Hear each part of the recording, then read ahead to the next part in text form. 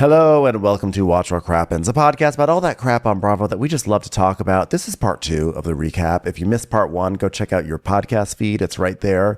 And without further ado, let's get right back into the recap. Now we go to a place called Fleur de Lis, because of course there's a place called Fleur de Lis, aka Gretchen's favorite thing to put on her wall. And Emily... There's not a stitch of Fleur de Lis in this place, by the way. But not a stitch. This place is so tacky, and they walk in, and Emily picks up what looks like something like a booger splatted against a wall, and she goes, "Oh, this is nice." Like, oh god, there's no tackier show on Bravo. There really is. Like literally and every place they go is so tacky on this show. And having this on the same night as Miami, where they just keep on going to like glamorous locales, like one after the next, and then you have this show. It's really hard. And like the good news is that you leave this show and go to the world of Miami. But the bad news is that I watched the screeners in reverse order. I watched Miami first. So to go from the luxe, colorful world of Miami to now Fleur de Lis of like Laguna Beach, I'm like, oh, this is really hard. So Emily walks in and then Shannon comes in and then they like pretend to hide from each other. They're like looking at each other through like a bookcase. Like, isn't this funny? It's a bookcase, but we can see each other, but we're acting like we can't see each other. God, I love having good girlfriends, not toxic over here. So Gina's like, oh my God, like what are we like shopping for? I mean, I can like always shop, okay? And Emily's like, I don't know, fun stuff. Let's get fun stuff. That's why we're at Fleur de Lis, home of fun stuff. Wacky, wacky times. Oh, well, I think I found a pillow for Emily. Look at this pillow. It says, not tonight. I guess I'll give this to Earl, so that way he can tell me if tonight's the night that he's going to be trying vegetables. So Emily's like, oh yeah, I need that. Shopkeep, do you have one of these pillows that says, none of these men will be intimate with me? Well, this was more fun when it was about you. Do you have a pillow that on the front side says David and then the back side says David? Okay, no, that's fine. What does the other side say? The other side says tonight. This side's never going to see the sun, though. It's always going to say not tonight. Wow, we're so wacky. Oh my God. I'm having so much fun. So Emily's like, wait a minute, I found something in this not tonight pillow. Hold on. It's a Subway sandwich. It's hilarious. Oh, by the way, if not tonight is supposed to reference me being an awful person, guess what? That's tonight. Because guess what? I have to tell you because it's on my mind, but Jen called me. So we see Jen, a flashback of Jen calling Emily and saying that Katie said that the Polygraph people were paid actors. You know what, Jen? I get you not, if you don't want to be dragged into Katie's whatever, that's fine. But going from your best friend on the show to immediately turning around and calling everyone on the cast and be like, well, here's what Katie said. And Katie, and Katie's accusing you guys of You're coming across as a real dick, Jen. And I'm actually surprised because I like Jen. But well, if you don't want to be in the middle of it, then don't be in the middle of it. Yeah, and stop calling everybody and putting yourself in the middle of it and staying in the middle of it. You ding dong. Middle. You're Mary. a bad friend. That's what you are. I thought you were a better friend than this. You're choosing Gretchen over Katie. Hey, Jen, did you go to Middlebury College? Because as far as I can tell, you're in the middle, and you kind of look like a berry. So there. So Emily is like, she thinks it was like a setup, like I planned all this, that I had time on my hands. I mean, you literally put robes up, like you put like you put curtains up and set up 2 different polygraph rooms. And also set up and threw a whole Persian New Year's party to have You had this. the time. You had the time, Emily. I'm sorry. I'm sorry you had to put your Supreme Court case to the side that you were trying, but yeah, I think you had the time here. Oh, also in the interview that Matt did with Stu, he said, oh, please, Emily's like a mall cop lawyer. Mall cop lawyers need love representation too. Innocence Project. So Gina's like, I mean, well, you know who would think that is like somebody who sets people up. okay, I don't think Katie was setting people up. I don't think Katie's Machiavellian like that. So Emily's like, well, and by the way, the person who set up Katie was you, Gina, last year when you told Katie to bring up the Heather stuff on camera, and then you totally backed off of it and was like, well, you got to confront Heather. Otherwise, I have to. Well, you also set her you're up. the setter-upper. You also set her up by calling Kiki Monique to come all the way to Mozambique so you could have this discussion about something that had nothing to fucking do with you, and then helped Emily with her stupid lie detector test party. Give me a fucking break with the setup. And also, you know who else says that they were set up? People who were set up. You dummy. Yeah, you dummy. And by the way, next time, why don't you go to Kiki Monique? Why'd you drag her all the way down to Mozambique? You should go up to Hollywood. Jeez, go to Tartine like a real lady would. So, so then we go to, more flashbacks. Okay. So we're back to the present. Emily's like, it wasn't a setup. Okay. Just tell the fucking truth and you pass. But like you guys all failed your polygraph tests in some way, except for Gretchen, unfortunately. Yeah, literally, and she lied. So there you go.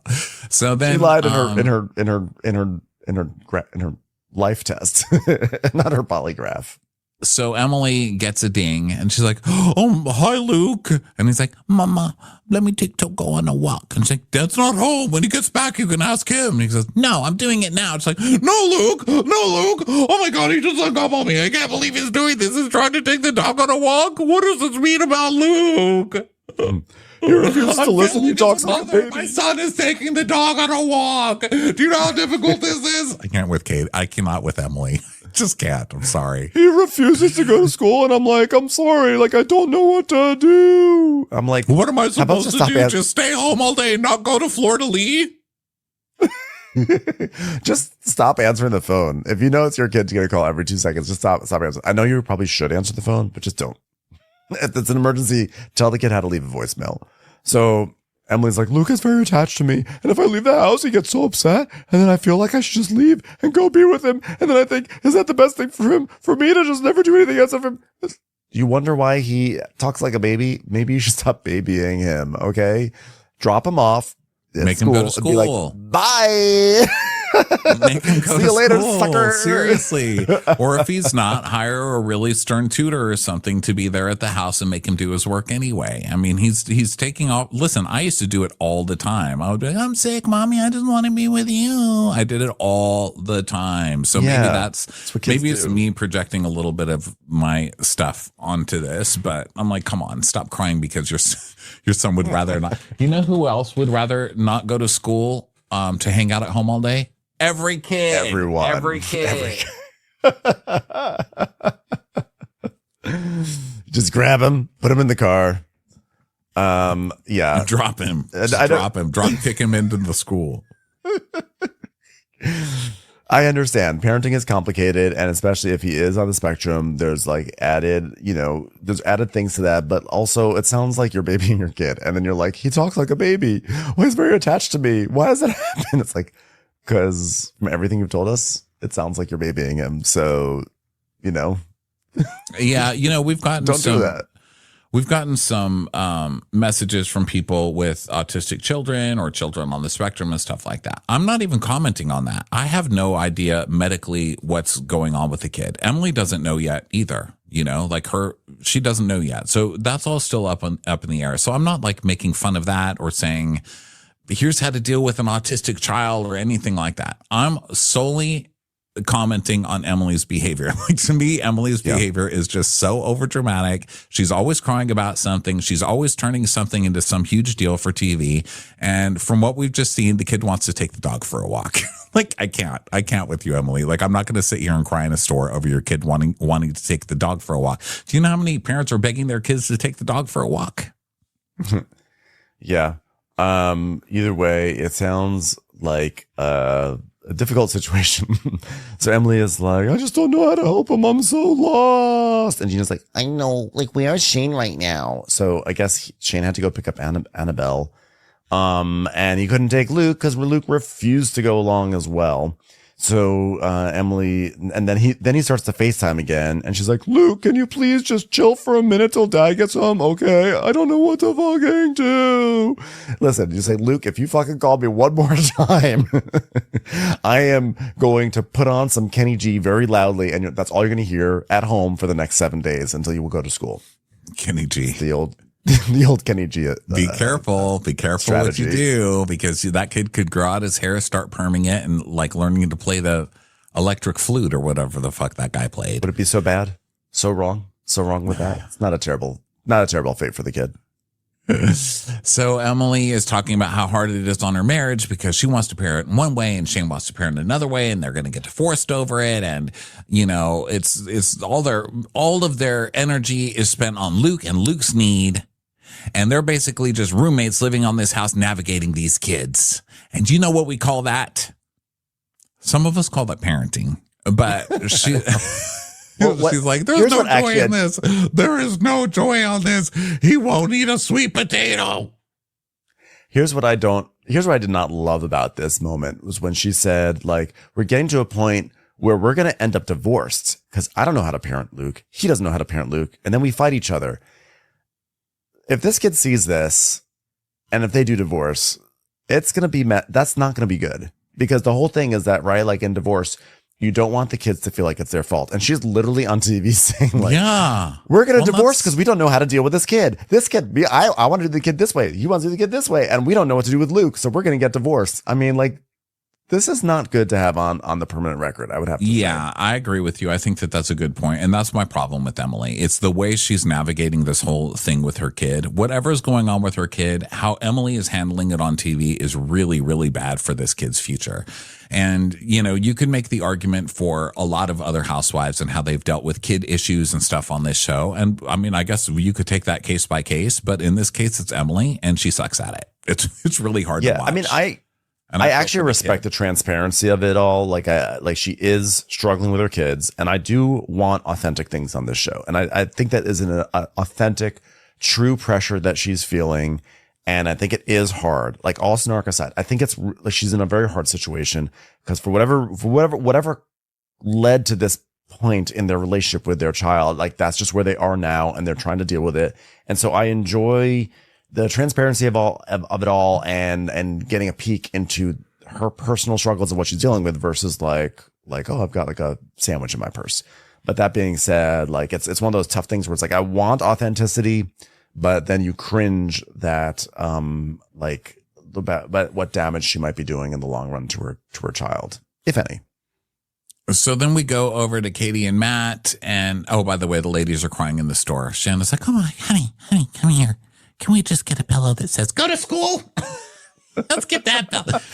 So we can go to Katie and Matt's house. By the way, put the dog in the car. And next time Luke wants to walk the dog, you just trick him. He goes into the car. I'm like, aha, guess what?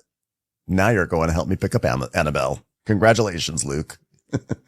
You just use the tools. Use the tools that you have. Use that dog to your advantage. I guess I just didn't have that many options as a kid. It was like, Ronnie, if you're going to stay home, I have to leave. I'm not leaving you alone. We're getting your sister from school. I didn't get to be like, no, I don't want to, and then do whatever I wanted. Yeah, same. I got a fly swatter to the head and shoved it in the back of the car. Okay? Like, there was no option. There was no option. I don't get this, like, I don't get it. There's not like the please, will you get in the car? It was never, there was not a single please ever. There was no, it was get in the car. I mean, I was a good kid, so usually they didn't have to say things. Like my parents didn't have to say things, but like, there was no option. It's just like your parents told you what to do and you did it.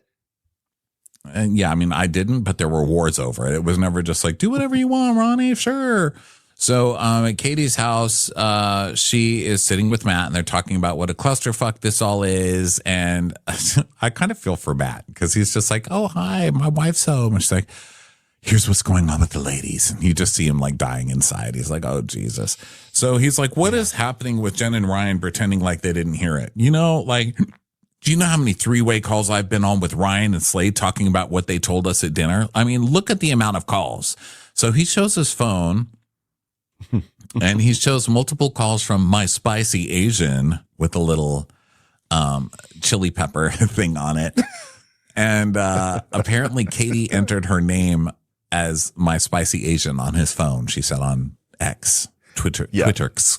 And and then we see a call from Slade. Hold on, let me see. I screenshotted it so I could. Someone online screenshotted also that Slade's texts were like, in case people are wondering about the authenticity of what Matt was saying, it was like clearly Slade had sent Matt Tamara's IG story saying that she'd quit the show. So like definitely Slade was talking about Tamara. in case there was I any just saw like the doubt. missed calls thing. So Slade called Matt. Matt calls Slade, and then Matt calls him back, and then talks to Katie a couple of times, and then calls Slade another couple of times, and then Slade. There's a missed call from Slade. So I don't know what the damning thing is, except that the guys have been talking, about Like it. it was enough that people needed to get on the phone and have discussions like in a fury, and like that does not seem like someone would be like, oh, whatever, this is stupid, this is like no big deal. That, like, I think you have those big conversations if there's like a cover up. If it's like, what, no, like Gretchen never said that, then it's like, oh, okay, like whatever, well, it's just stupid Tamara, she's just trying to stir up shit. But the fact that there's all this conversation, to me, this is a smoke and fire situation. And Matt's like, well, 43 minutes on March 10th. I mean, just shooting the shit with Slade, really? Like, who wants to sit with how long Slade can I for talk about his 43 crooked minutes? penis for? Yeah. And he says, you don't think he's trying to manipulate this? I mean, 911, he puts on the phone. He essentially said Gretchen is going to deny it, and Katie needs to hold the line and stay with Gretchen. And I said, I got a hold of Katie. I told her what you told me, and she'll stay with Gretchen. Okay. So that he originally agreed to go on the plan, go in on this plan. So Katie's like, yeah, Slade alerted Matt and Ryan about this whole naked wasted situation while we were in New Orleans. And I think he was trying to cover his tracks. And he thought by telling Ryan and Matt, he would control Jen and I. So, oh God, this shows my brain scrambled. So Matt's like, yeah. And whenever I've hung out with Slade, it's always him telling us how he started Housewives. And someone sent me a clip where he talks about, oh, if Joe's not on, then I'm not on. And then we see a flashback from the reunion in 2016 with Andy going, Slade, can you understand why some people think you're a media whore? And he's like, no, I mean, you should remember that after the second season, I made the decision not to continue on the Housewives. I made that decision. He's like, well, Joe wasn't a housewife anymore, so there was no place for you on the show. And Slade's like, correct. Got such a douchebag. I think Slade, I guess, is Slade trying to imply that it was like he told Joe not to go back or something like that. Like, I don't know. Like, he is so stupid. Like, no, Slade is he's awful. implying that it was like he was the main cast member and it was his decision not to come back on the show. He's so ridiculous. Right. And we know this is true because when we met Slade 10 years ago, this is exactly what he was telling us as well. Oh, I created the Housewives and, this was all my idea. And he even told me, I mean, if it wasn't for me, you guys wouldn't even have a job, really. What would you be talking about? I mean, I started this whole thing. Like, oh, okay. Okay, buddy. Yeah, Slade did, sure. It's time for a commercial. It's time for a Crappens commercial. Matt's saying, every time we've ever been anywhere near Slade and Gretchen, it's the same stories over and over and over and over again. And Katie's like, yeah, let's make you hate the person that we hate. Yeah, they're out to bury Tamara. Right. And then Jen just left you out to dry. Yes. And that's honestly the most hurtful part of all this is my dearest friend is like, I didn't hear it. And neither did Ryan. And Matt's like, they were there. She's like, I just miss Jen. I know it's stupid. Jen, that is. She's very stupid. I know she's stupid. But I just do. I do. It feels stupid missing someone so stupid, but call me a stupid person. I miss her. And she's like, I just don't know. I didn't do anything to Jen. Why would she do this to me? I just can't figure it out. Because you keep trying to drag her into drama and she doesn't want the drama. She doesn't want your drama, Yeah. I think Katie, ultimately, we've said it a million times. Ultimately, this is on you for going and telling a blogger in the first place or a podcaster. I don't know why we keep calling her a blogger. Well, also, on the show, but there is a fable. There is a moral to this story. I mean, it is Boy Who Cried Wolf, which is that, again, there was a few times earlier this season where Katie was caught in stupid lies that were inconsequential, but enough so that now when there's something big like this that happens, she just doesn't have credibility. And that's kind of on her. Again, I'm Team Katie, but she's or saying I lied, messy. but I only lied because they told me to lie. But now I'm not lying. But I am kind of lying because I didn't tell Kiki Minogue the other thing. It's too many things of I'm lying, but I'm not lying, but I am lying, but I wasn't lying, but I'm lying now, but I'm not lying now, but I was lying then. Yeah, it's I was recording you, Sham, but I only showed this. But I didn't say it, but I did do this. Or yeah, it's it's too much. So then we go to Jen, and her sons are coming to beach day, which is, I still find it so funny that she named her son Dawson. I don't know why. I just think it's so funny that Jen's like, I really love that guy. He was just so nice to Felicity. She probably did name him Dawson from that show. Of course. Yeah. Is Dawson even a name that people name people other than that? I don't think I've ever known another Dawson. I'm thinking if I know any Dawson. I don't know any Dawsons, but to be fair, this is also the same show that gives us Chanel, who's Heather's friend, spelled Shanel. I'm shocked that Heather is friends with someone who misspells Chanel. This is Chanel. She's the Canal Street version of Chanel because she's spelled with an S. I thought she'd get along with Gina.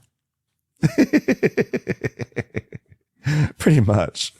So they're all gathering, and guess who Tamara has brought? She's brought Joe. So Joe is back again. Tamara's really trying to do weaponize Joe, and it's not totally it's sort of working. Not really though. Not to the effect that she wants.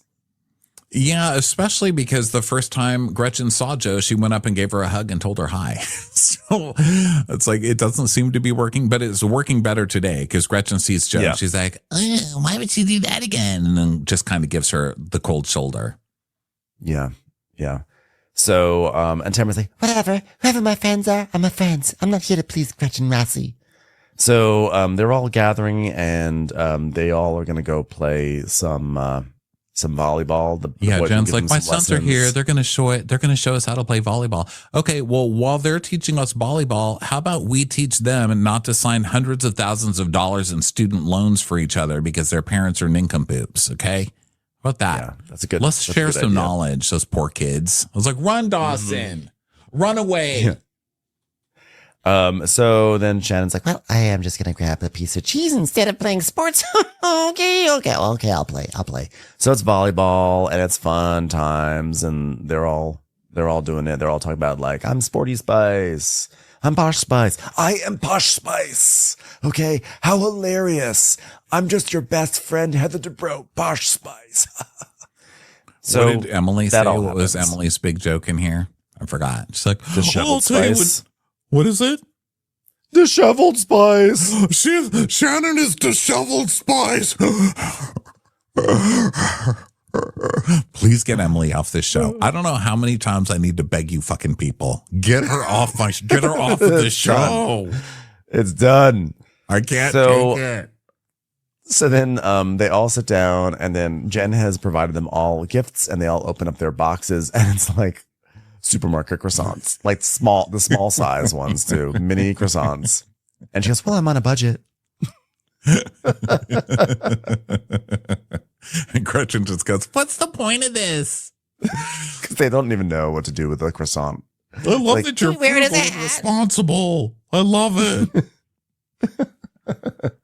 So Heather is like, okay, everyone, something really cool happened.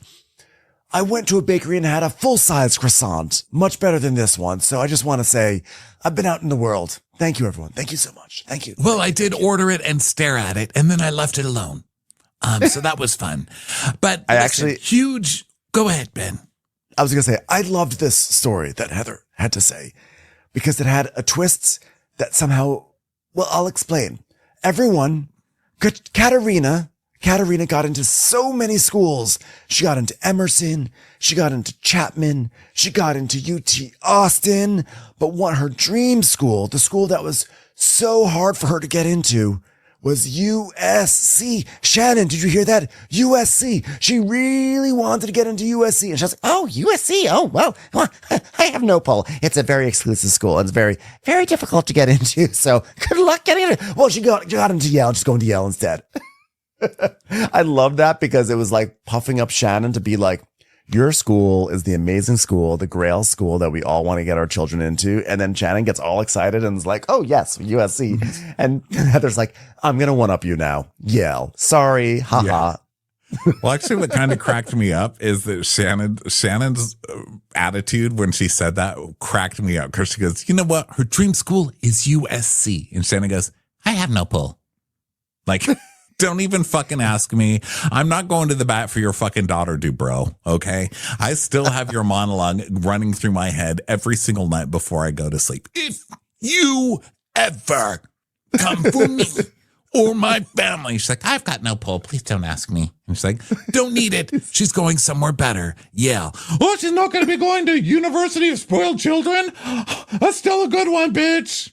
Shut up, Kelly Dodge. You're also running in my head every night before I go to sleep. God, I hate that woman. It's also, by the way, it's such a strange like selection of colleges to choose from. Like Chapman, Yale, UT Austin. It's no shade to any of the schools, but it's sort of like all over the map in terms of like different types of schools and different tiers of schools. I don't think that there was ever any serious consideration about those other schools. I think it was always going to be Yale. And I think Heather wanted to like seem like a little humble. And I just love the rope-a-dope on Shannon on this one because it's like, I just feel like she lifted Shannon up into thinking like her school was like the one. It was the reach. It was so hard. It was out of place. And then just like, oh no, but she got into a much, much, much harder school. Yeah. So yeah, I'm leaving your school behind in the dust. Am I surprised the cat got into Yale? Absolutely not. Cat is just one of those kids who are all better than Shannon's kids. And am I sad that she's going across the country? Of course. Am I glad that she's going to be away from the influence of Shannon? Of course. But you know, I'm thrilled for her. And I'm thrilled that Shannon got to go to her lesser school all those years ago. And I'm so happy for the kids that do get to go to USC, whether through their own merits or through the Felicity Huffman style of getting into USC. I'm happy for them. But my kid's going to Yale. Well, I'm going to say I got some good news, too. Sophia's got a first boyfriend. I think he ate somebody. It was in the lyrics of a song she wrote. Oh, and did he go to Yale? I'm sorry, I'm still in my Yale moment here, and you're trying to one-up it with a boyfriend. And my daughter got into a world-class institution, but that's okay. I'm sorry, I said Yale, not Yell. Okay? Well, if I could tail end on that, Sophie met a guy and she really started to fall for him. And last night he ended it, and she was in tears. So she flew. I'm like, Shannon, why are you crying over Sophie's like fling? She's sitting here crying, and she's like, so she flew in for the weekend, and she's going to come here pretty soon. So I'm excited for you to see her. Really, really excited for you to see her because I think, as we all know, nothing makes us feel better than seeing the youth of America be heartbroken. Oh, I'm so glad to put a tail end button on this flood of good news about our children. Sophie got dumped. So that's been really rough on both of us. And, oh, sort of the way USC got dumped by Katerina when she chose Yale, a better option. Right, Shannon? This was so good. She's like, so Sophie just got dumped. And Heather goes, oh, this is a good news Friday. And they're like, Heather, Jesus. And she goes, no, I mean, it's good news that she's coming to visit her mom. That's what I meant. It's like everything Heather says today. You're like, what the fuck is going on with Heather? Well, because this is good news. This is good news. Two broken hearts come together and become one full heart. That's great news. Or they're just two broken hearts all in just two heart pieces on the floor. Either way, my daughter's going to Yale. I'm so happy to hear someone from an inferior school was heartbroken. Katerina will know that she made the right decision. She'll know. Well, I'm sure Sophie has many more beautiful options from the men that she met when she was going to Princeton, for instance. No, she went to, I think, she went to a school in Texas. Oh, sorry. I guess it's my daughter who's going to an Ivy League school, not yours. Apologies. I'm sorry. I was thinking of Ivy League. Sophie's more bowling league. Okay, let's get to that. Was he a bowler? Was this guy a bowler? Sorry, Shannon. Ivy League is not a nursing school league where they teach you how to put in IVs. Sorry. I know that some of your other children here are on that path. So Tamara's like, oh, yeah, I mean, I get that. Breakup's good news, huh? And she goes, good news Friday. Say something good. Okay, Shannon's miserable as usual. So who else has something else? And Emily's like, oh, Shane's dad came home from the hospital. So that was good. We pulled the lie detector test on him. Turns out he was lying about being sick in the first place. Motherfucker! I made him eat 8 figs. Well, he had a severe liver infection, but he's doing well and he's coming home today. And then He was so because happy it's I good, gathered the whole family and did a striptease for him. I will never forget Emily's first season of like, Shane doesn't find me sexually attractive, so I'm going to do a striptease school for his father in Las Vegas. For the fuck that thing was. well, no, because she was going to do a striptease for Shane, but then Shane backed out, but his parents went instead. So she did it for her father-in-law and her mother-in-law. Oh God, she should have been gone after that. Let's be honest. She's whatever. So Emily's like, I have not seen Shane cry many times in our 16-year relationship, but his dad being ill and dealing with Luke and Luke's needs, it was just way too much at one time for us. So for his dad to come home, it makes me happy. It's a win. You know what would be a really good news Friday? The new cast for season 19 of this show, season 20 of this show, and Emily's not in it. That's good news Friday. Yeah, replace her with Perry. That's what I say.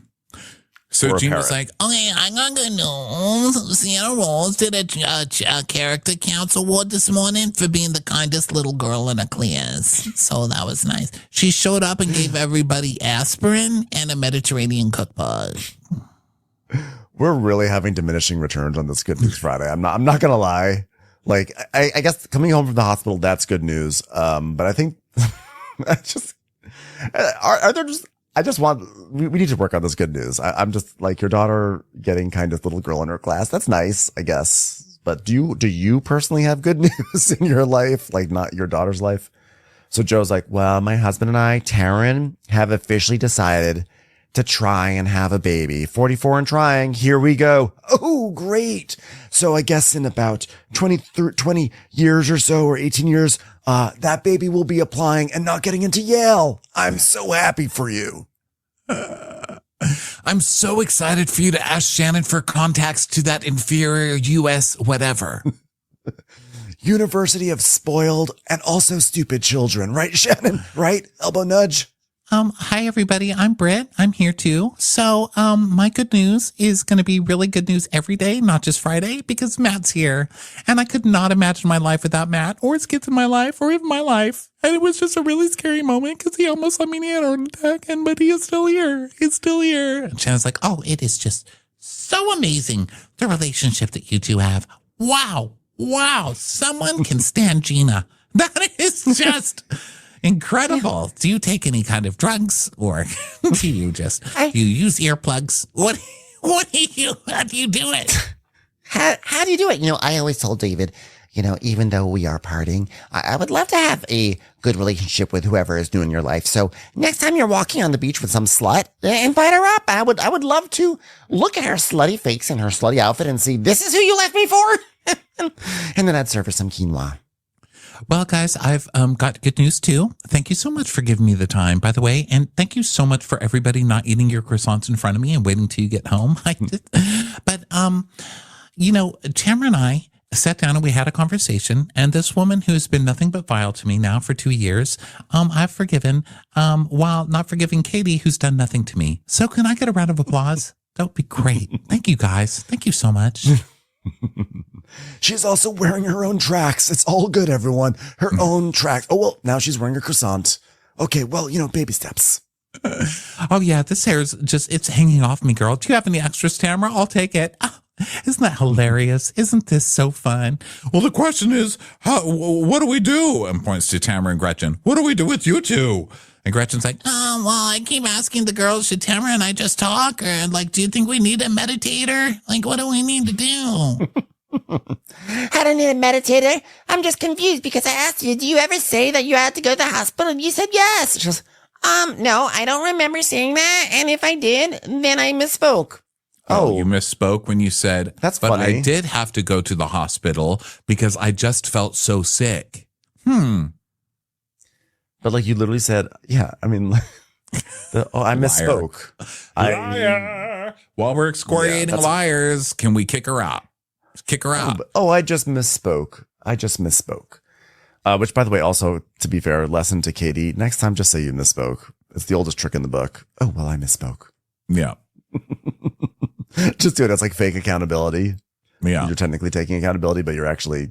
I didn't leave the show. I'm just spending some time with my family, but I'll be back. So Tamara's like, Yeah, you know, what the hell? You said yes. Okay. She didn't misspeak, whatever you said. So English is stupid. Okay, I don't even know. You told me in New Orleans you went to the hospital. So which one is it?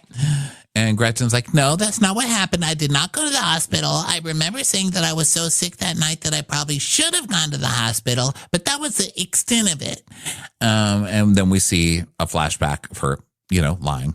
And so then Tamara is like, well, Katie said Slade and Matt called Matt. Wait, Katie said Slade called Matt and said, we can't talk about this. What about that? I'm going to start nodding my head very quickly. What about that? What about it? And Gretchen's like, That's not true. Like, that's not what happened. Okay, you can call Slade. And Tamara's like, so she's lying about that too? No, well, she's been lying about a lot of things, Tamara. And like, it's literally crazy that you think that. yeah, so you're lying. You're a fucking liar. So then they go, is this where they go talk by themselves? Yeah, so they go to talk alone, and everybody's watching them. And Jen's like, oh my God, she looks so fiery. Why does she bring Joe? Is she really good friends with Joe? I don't really get it. And Gina's like, Well, but that's not the spirit of Good News Friday. well, yeah, well, maybe Tamara doesn't have any other friends. I mean, it's Tamara. so Tamara's like, You know what, Gretchen? I don't understand why my name keeps getting brought up. She's like, out of all people you could bring, like, why do you bring Joe? She's like, does it bother you that she's here? I mean, it's more about, like, what your intent is. No, Well, I'm sorry. do you think I brought her the here word to go is after you? intent. It's intent. intent. Intent. Intent? Your intent? You think I brought it here to go intent? after you or what? She's like, well, I just think that maybe not bringing the person who is maybe Slade's ex is the best thing because we've had issues, with Slade's exes. And she goes, Oh, I didn't even go that deep with it. I mean, it's just Joe, some girl, you say Slade or whatever. I just thought maybe I bring her. I had nothing to do with that. Commercials. Here comes one right now. Then we go back to the table and Heather's like, I have such a weird place in all of this because when I joined the group, they were friends. We hung out. I was much wealthier than they were back then. And now, flash forward to now they're not getting along. I'm still wealthier than them, but now I've got a daughter going to Yale and it's just a weird place for me to be in right now. yeah. So Gina's like, oh my God, Gretchen was at Tamara's wedding. Was she a bridesmaid? As if they didn't watch every episode of this show before they came on. And Heather's like, no, but I was a bridesmaid. It was interesting. I still smell Vienna sausages being passed around. Is that a weird memory? Tamara, let me ask you this. Do you feel any remorse for anything when you said that I was cheating on Jeff? And then we see flashbacks of Tamara with her like gumdrop hairstyle back then, where it was like I saw you hair in that would like South have a Africa. plateau. Gumdrop hairstyle. Wait, what'd you say? I didn't mean to cut you off. I thought it was No, the because same. her hair, it was like flat on top and then it would like cascade down and go like a little wider. It was like she had like a blonde hair gumdrop on her head. It was that look for a while in Orange County. It started like season 1 and lasted through season like 14. I saw you sitting on a guy's lap at the St. Regis.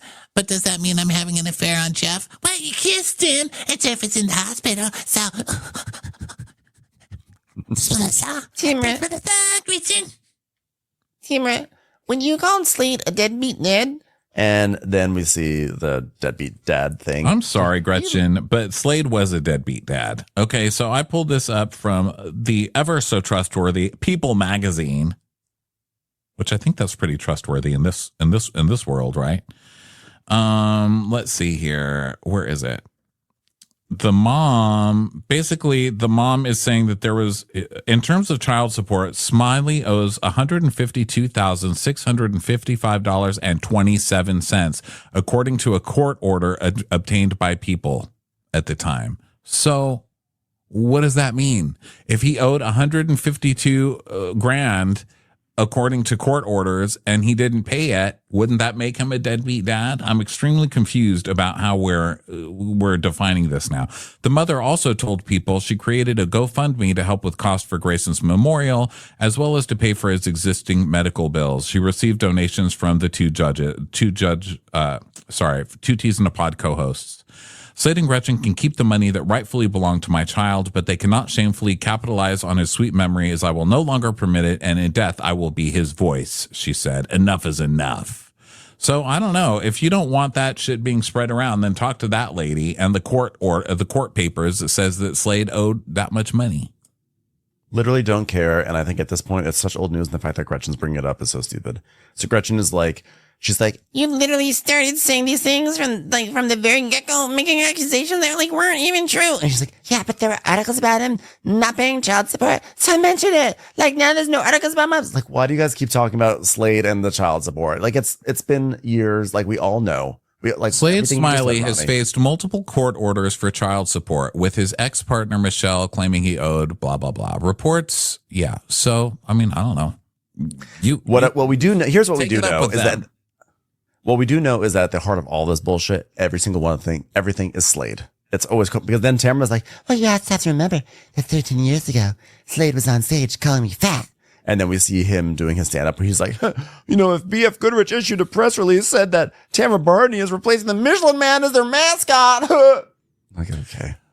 Yeah, and then God, he was just hilarious, wasn't he? And Gretchen's like, yeah, this is a problem because we go back and forth. Okay, so let me start with this. But you don't even let me talk, Gretchen. Okay, but let me start with this. But I can't talk about it. Well, let me start with this. Man, what? I can't talk. But I'm just saying, let me start because I'm sorry for reaching out to your daughter. It's like, oh, okay, you can start then. You can start. Yeah, I'm sorry. I did that because I know that it hurt you, and that was not my intent at the time. And so then over at the table, Shannon's like, well, I hope that Gretchen can get to the point where I am, which is I just have total indifference to Tamara. I am so indifferent. When I see Tamara, do I get angry? Nope. Do I yell at her? Nope. Do I want to throw little cubes of cheese at her forehead? Nope. Because I want to have those for myself. I am totally indifferent. Shannon, indifferent Bador. That's what I'm known for, being indifferent and not emotional. Yeah, but I feel like you go back and forth because in New Orleans you're friendly and you guys go to a bar, but then in my house you're indifferent. Well, what is it, Shannon? But it must be difficult for you to talk the line of having fun with someone you have history with. And it's like, wait a minute, I gotta be smart and protect myself. I get that. I'm a person of the people. It's easy for me. Television's Heather Dubrow. So then back to the other two. Gretchen's like, well, I was hoping that you could come to the table and say, Gretchen, I'm sorry I got involved. and she's like, well, we haven't even gotten there, Gretchen, because you won't let me talk. What about you let me talk about something? Okay, I'm going to talk now. I pledge allegiance to the flag of the United States of America. That's not anything to do with what we're talking about. Let me say what I want. My turn to talk, bitch. So Tamara's saying that she's like, I did not call him a deadbeat dad. which of course she basically did. And Gretchen's like, yeah, what you talked about in your podcast is the same as calling him that. That was the intent of it and everything. She's like, well, first of all, I can't control what gets put on the podcast. IHOP puts together all of our headlines. IHOP stitches together all the words that I say. I can't help it. They say they have me walk in and they have me do the entire phonetic alphabet and then they just type out the entire podcast. It's not my fault. that was so crazy, blaming iHeart. It was literally on your podcast. What are you talking about? And so Gretchen's like, well, you could say you don't want to talk about it. She goes, why would I do that? I don't like you, Gretchen. Okay, do you want to move forward or not? She's like, well, yeah, I want to move forward, but I can't dwell on the past, Gretchen, okay? You're obsessed with the past. You're so obsessed with me. Hi, Joe. So, yeah. I know, right? Right. So Tamara's like, yeah, what's it going to take for you to let things go? and Gretchen's like, Okay, I'm not going to let go what you did because that caused so much pain and hurt to both Slade and I in our lives because when you put out that Slade is a deadbeat dad, when Slade tries to get work and help support his family and to help his son, back in the day, people would just Google it and look it up and be like, Slade is a deadbeat dad. I actually guarantee what stopped Slade's employment opportunities even more was the stand-up clip that they just showed and him calling Vicky Miss Piggy and also just his general behavior on the Real Housewives as being awful, as he's been Just awful being to all of fucking us for so many years. Yeah, he's gross. He's a gross person. Because if you do that a search, marry. if you do a search for Slade Smiley, you're going to find a million comments and a million items and a million articles talking about how no one likes Slade Smiley. Everyone's like, oh, get rid of Slade Smiley. Slade Smiley is gross. Slade Smiley is disgusting. That is what's affecting the employment opportunities. So. And back in your day, you were saying that you wouldn't marry Slade because he had too much debt and all this other stuff that was going on and he wasn't working. So Slade has never been working since you've known him. So why are we pretending that Slade was this like rich guy with a job when that hasn't happened since season 2? So I don't know. He also like, he basically gave up like corporate life to follow fame. Right. He started trying to be an actor or try to do stand up and comedy. And then he's like shocked that he can't just like insert himself right back into like the corporate world. Or has he even tried? Maybe I don't know. I mean, I may have all my facts jumbled up, but I can't imagine the deadbeat element is the only thing that's preventing him from getting work. That's what I'm saying. Yeah. And also, if anybody looks it up, it wasn't just Tamara saying he was a deadbeat. It was because he wasn't paying his child support. There were multiple court orders against him. So, I mean, it's like, that's also searchable, Gretchen. So, and I can't believe you're making me stand up for Tamara, but like, seriously, my God, you're with Slade, and Slade is the ultimate worst on this show. Slade even started all this shit that they're fighting about right now. You know, Slade has always been a problem and he's always going to be a problem. He got you fired the first time and he's going to get you fired the second time. So Gretchen, when Gretchen said like that Slade has not been able to get work because of what Tamara said, Tamara goes, Wait, so I stopped him from getting jobs? It's like, yeah, I wasn't aware of that. At that point, Tamara's like, I won. I did it. I won this war. I can forgive now. We can put down our swords. What if you would have told me that I won this argument years ago? Would have stopped years ago, stupid. Okay, come on. I'm sorry. I'm gonna put my knees up against your knees. Okay, now listen here, Gretchen. We're like sisters, right, Gretchen? I'm a good friends, Gretchen. I love you so much, Gretchen. I'm so glad we're friends now, Gretchen. Can't wait to braid your hair and comb and brush it and tell you how much I love you, Gretchen. We're best friends now. I don't want this I said to affect your life in any sort of way, Gretchen. Knees to knees touching. Okay, we love each other now. And Gretchen's like, But it still is, and like we're gonna work through all of it then, and I'm willing to move forward. and basically they agree that they're going to move forward and they're going to be friends and now they're going to hold hands and come back to the table. Wait a minute, hell just froze over. Pigs are flying. Pigs in a blanket. Out of my purse and into my mouth. Wacky Emily. Well, look at that. Now I'm gonna be the asshole of the group. I guess I'm gonna be the one holding on to a grudge for Tamara. I'm like, that's exactly right. You thought that was so not a Shannon. Consideration. This Like is so I've been Shannon to be saying, upset. yeah, Shannon makes it about her, but to be fair, she's also making it about her because she knows, like, ultimately everything that Tamara is doing is part of like a larger war against Shannon. So Yep. Gretchen is just a pawn in that. Yeah. So she's like, wow, well, if Shannon and Gretchen if Jen and Gretchen, if Gretchen and Jen want to resolve multiple years of issues with Tamara in a 10-minute conversation and then skip along the beach like 5-year-old sluts, then that's fine. I've been there and I've done the skipping off too. I'm not going to do it anymore. Hoop, hoop. Hold on, let me make my lips into the hoop noise. Hoop, hoop, hoop. Oh, so you made up? Oh. Is this step one, or are there going to be multiple steps of making up, or are you guys just gonna say that you're good and put a Band-Aid over it and just isolate me in the group and make me look like the bitch and run me off the show? Because I just want to prepare myself mentally. Thanks so much. Thank you. To Good News Friday, we're taking step 1 in going to Yale. The producer's like, do you think it's going to last? No, I don't think it's gonna last. And I was like, their relationship is like what my career on this show should have been. 2-week shelf life. That's it. So now poor Sophie arrives at the beach. Her mother has just told everybody that she got dumped. So of course Emily comes in with the softest hand. So before you got here, Shannon told us you got dumped by a hottie. Sorry, stupid. Want to pig in the blanket? In the spirit of it takes a village, you're here with all your wise elders and the very elders, Shannon.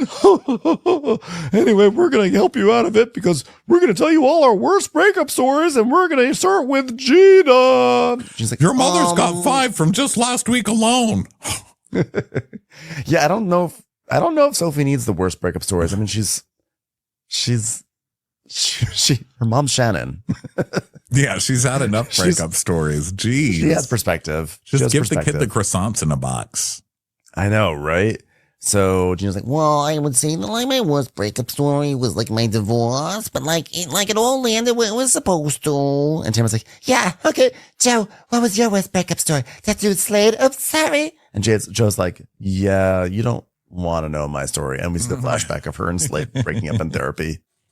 And now there's like, well, I was in middle school once and I had a boyfriend and he broke up with me on a soccer field with his whole posse of guys. By the way, he's gay now and has never worked in the industry. It's humiliating, mostly for him. Yes, I was standing there on the fields of Horace Greeley High School being dumped by a gay man, and I thought, how sad for you, because I'm going to grow up and be wealthy, sending my child to Yale, and you're just going to be a gay in New York who somehow doesn't make it on Broadway. How terrible.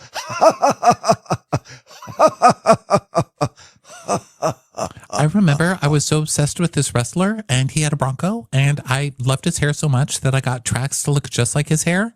And he had a Bronco, and Heather's like, I mean, the Bronco alone. What is a Bronco? Oh, Terry and I just bought Is that one a of train? those. We just actually bought one of those. Football team. God, I'm so impressed you dated someone with the football team also. So I went to a house party, and I was like, it's a small town, so we're just going to have sex. Oh, that's what happens when you're from a small town. I'm from a small town too. That's what we do too. Big towns people don't have sex like that, but in small towns we do. Wait, so you had sex? You had sex with like a wrestler? Sophie, do not listen to this whatsoever. And she's like, yes. And then, he had his friend take me home, and, then I had sex with a friend. And then I was like, do you think he still likes me? And then the friend was like, I don't know. So it was a really great night for both of us. Sophie, okay, Sophie, you can go home now. Don't listen to Auntie Jen anymore. Thanks, Sophie. I had a boyfriend back in the 80s. He was so hot and everything, and he dumped me. He had a girlfriend and stuff. So I had the key to his house, so I went to his house, and I got his favorite leather jacket, and I stabbed him with a knife. I kept stabbing it. I said, fuck you, fuck that, fucker. And then I was leaving out the garage, and I was standing there with the knife still held above my head, and he opened the garage, and he drove away because he saw me standing there with the knife. It was so funny. It was so funny that I kept my hairstyle from that day for the next 20 years of my life. So then Jen... Love gumdrops. So Jen's like, you showed him. And so they're all just laughing. And Shannon goes, Someday, Sophie, you're going to sit at a table and you're going to laugh about your breakup stories with another group of toxic women too. Oh. Here's to Sophie getting kicked out of a party one day for lying about something. Everybody, Good News Friday. And then we got the mid-season trailer, which featured zero Katie. So it looks like she is done and done. Katie did say that she will be going to the reunion, but I think that's it for Katie for the regular episodes. She's done. Yeah, looks like that's a wrap on Katie. But the rest of the season still looks insane. So let's see. Of course, the Gretchen and Tamara truce lasts about 5 minutes, as we all suspected. So I guess we'll see. We'll see where it goes. You know what? We'll see. That's it. Everyone, thank you so much for being here, and we will catch you on the next episode. Bye, everyone. Bye. Patch. Bye, Patch. Watch What Crappens would like to thank its premium sponsors. Ain't no thing like Allison King. It's always a party on Allison Block. Our way is the Amber way. It's the Foster and the Furious. It's Amanda Foster. It's always automatic with Ashley Otto. Put your hands together for Carly Clapp. Get on the right foot with Chrissy Offit. She's not just a Sheila, she's a Daniela Etchels. We never miss her call. It's Diane Call. Aaron McNicholas. She don't miss no trickolas. Hava Nagila Weber. You'll never hide from Heidi Eleanor Jones. I go, you go, we all go for Hugo. Jamie. She has no last namey. She's our kind of mess. It's Jennifer Jennifer Messer. Sipped some scotch with Jessica Trotch. She's our favorite streamer, Caroline Peacock. Kristen the Piston Anderson. Get a bee in your bonnet with Lacey B. Que sera, sera, whatever will be, will Lauren Silsby. She gets an A from us, it's Lindsay D. Let's give a kisserino to Lisa Lino. Fresh as a daisy, it's Maisie McHenry. We love her on the rocks, it's Melissa Cox. Megan Berg. You can't have a burger without the Berg. This is Livin' with Michelle Vivian. I love ya, Olivia Williamson. Tastier than Flanderson, it's Rachel Manderson. She sure is swell. It's Raquel. Yes, we canna, it's Savannah. Cast a spell with Shannon Spellman. Let's share with Sharon Eldridge. Darn Skippy, it's Tippy. And our super premium sponsors. She's VVIP, it's Amanda V. Can't lose when you're with Amy Baldwin. Somebody get us 10 cc's of Betsy MD. We're taking the gold with Brenda Silva. Let's get real with Caitlin O'Neill. Put us on a stretcher, it's Charlotte Fletcher. Don't get salty with Christine Pepper. Can't have a meal without the Emily Sides. Who, what, why, where, and Gwen Pentland.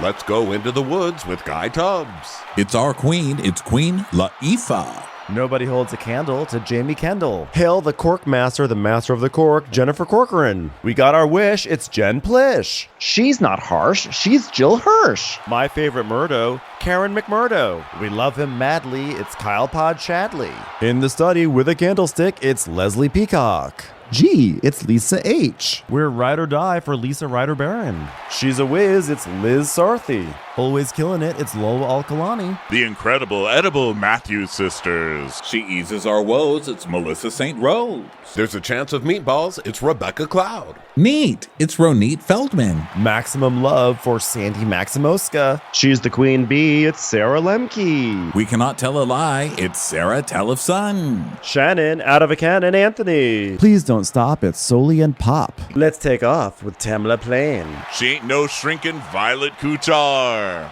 We love you guys.